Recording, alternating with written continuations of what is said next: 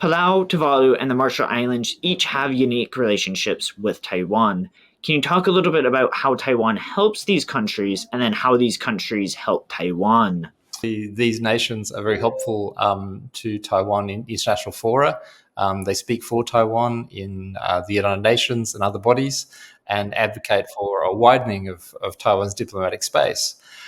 What these countries get from Taiwan, and maybe why they've chosen to stay with Taiwan rather than China, is they're microstates. They're quite small in terms of their infrastructure needs. So a more tailored and more nuanced approach in some ways better befits them.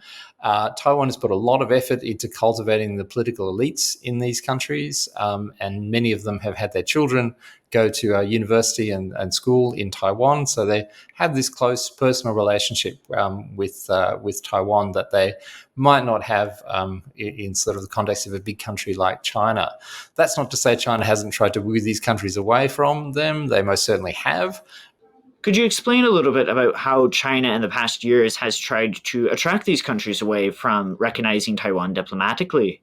So China operates in different ways in all the different countries. One of the more unusual strategies it's used both in Palau and in the Marshall Islands is it's tried to work through what might be called the grey zone. So people who are businessmen but also have criminal links. And the most prominent would be this guy called Broken Tooth Wang or Broken Tooth Koi, who appeared in Palau and tried to set up a casino of all things, claiming that he had a casino license and that basically it was full steam ahead for investment in Palau from China. So this is an interesting thing they've tried. In Tuvalu, they did last time around promise a big island building project, because Tuvalu, of course, is one of these very low-lying atoll countries that is threatened by climate change and by most modelling will pretty well cease to exist by the end of the century. So they offered that. It was quite a big ticket item, but overall, Tuvalu decided to say no to that. Zooming out a bit, can you explain how the US-China competition is affecting these Pacific Island nations?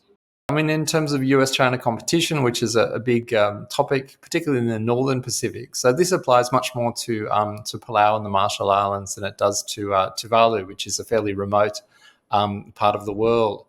In the case of the Northern Pacific, in the event of a conflict over Taiwan or a South China Sea, the US 7th Fleet would have to steam through the waters of Palau and the waters of the Marshall Islands. There's also a substantial US military presence in both Palau and the Marshall Islands. The Marshalls has the Ronald Reagan missile base, which is home to some pretty serious hardware.